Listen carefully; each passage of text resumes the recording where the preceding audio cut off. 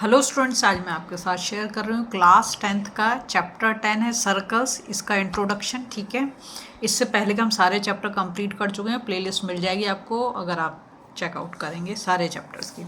क्या है, सबसे पहले देखो इस सर्कल को, देखो इसको मत, जो लिखा है उसे मत देखो। ये देखो, ये सर्कल है और ये एक लाइन है। ठीक है, ये कहीं पर भी टच नहीं हो रही है। क्या बोल रही हूँ, ये देखो सर्कल बिल्कुल अलग है और लाइन बिल्कुल अलग है।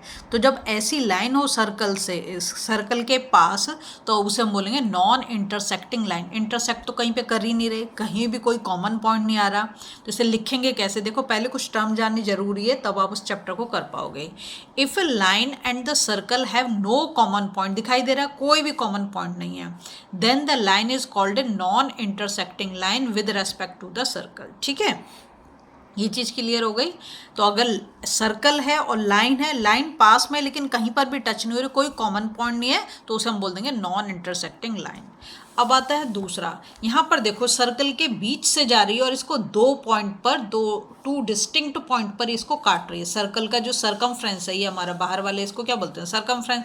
तो इसको टू डिस्टिंक्ट पॉइंट पर काट रही है और ये लाइन जो है किसके अंदर से जा रही है, हमारे सर्कल के अंदर से जा रही है। ठीक है, तो इसे हम क्या बोलेंगे, if a line and the circle have two common points, ये हो गए सर्कल का भी और लाइन का भी, इधर भी। ठीक है, have two common points, then the line is called the secant of the circle. क्या बोल देंगे, सीकेंट। ठीक है, अब आते हैं हम थर्ड पे।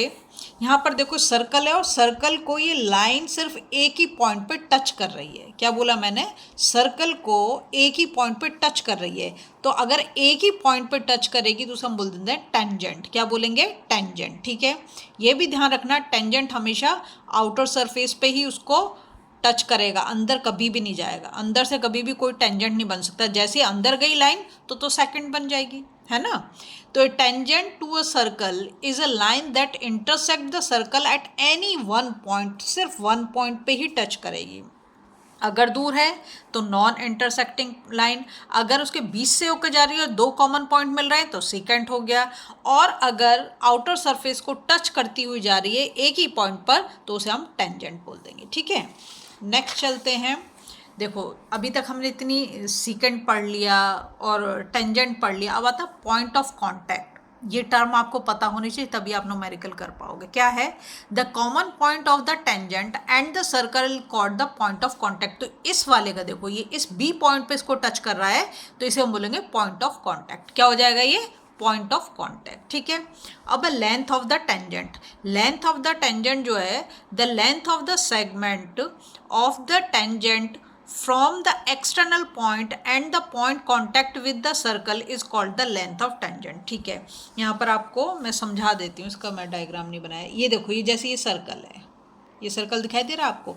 अगर ये एक्सटर्नल पॉइंट और यहाँ से मैंने एक ये टेंजेंट बनाया और एक ये, दो टेंजेंट बन गए। ठीक है, तो ये जो यहाँ पर जो ये हो रहा है, ये लाइन मतलब ये मैं ले लेती हूँ, ये पी पॉइंट है और ये ए पॉइंट है और ये बी पॉइंट है। तो यहाँ पर जो क्या होगा, P A is equal to P B होगा। जो टेंजेंट की लेंथ होगी वो कैसी होगी, इक्वल होगी। समझ में आ गई बात, तो इसका बोलते हैं लेंथ ऑफ द टेंजेंट।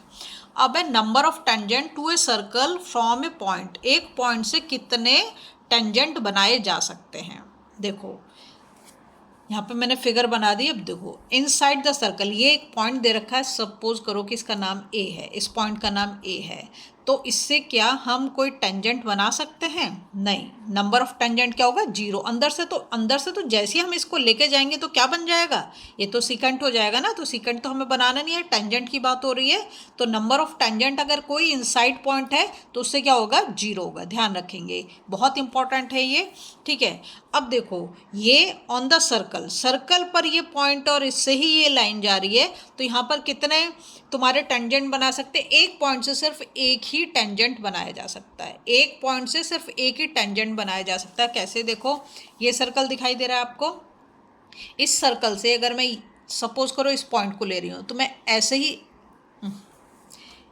मतलब ये तो थोड़ा दूर हो गया, ऐसे ही बना सकती हूँ। अगर मैं दूसरा इस पॉइंट से ऐसे बनाना चाहूँगी तो नहीं होगा, कहाँ चला गया, सर्कल के अंदर चले गया। सपोज करो कि ये एक पॉइंट है, ठीक है, यहाँ से मैं टेंजेंट बनाना चाहती हूँ, तो एक टेंजेंट ऐसे ही बनेगा।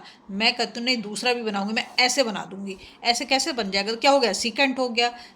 समझ में आ रही है? मैं कहती हूँ इसी पॉइंट से चलो मैं इस वाली डायरेक्शन में बनाती हूँ, इसमें तो कहाँ चला गया, ये सर्कल के अंदर चला गया। जब सर्कल के अंदर चला गया तो टेंजेंट रहा ही नहीं, क्या हो गया, वो सिकेंट हो गया।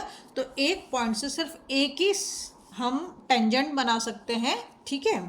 अब देखो आउटसाइड द सर्कल ये पॉइंट दे दिया ए, तो आउटसाइड ऑफ द सर्कल अगर कोई पॉइंट दे रखा है, मतलब कोई एक्सटर्नल पॉइंट दे रखा है, तो उससे हम सिर्फ और सिर्फ दो ही टेंजेंट बना सकते हैं। देखो जैसे मैंने ये ए पॉइंट ले लिया, इससे मैंने एक बना दिया ए पी और एक बना दिया ए क्यू, ठीक है। तो कितने हम आउटसाइड द सर्कल अगर एक्सटर्नल पॉइंट है तो हम दो टेंजेंट बना सकते हैं। इतनी चीज़ क्लियर हो गई, ठीक है।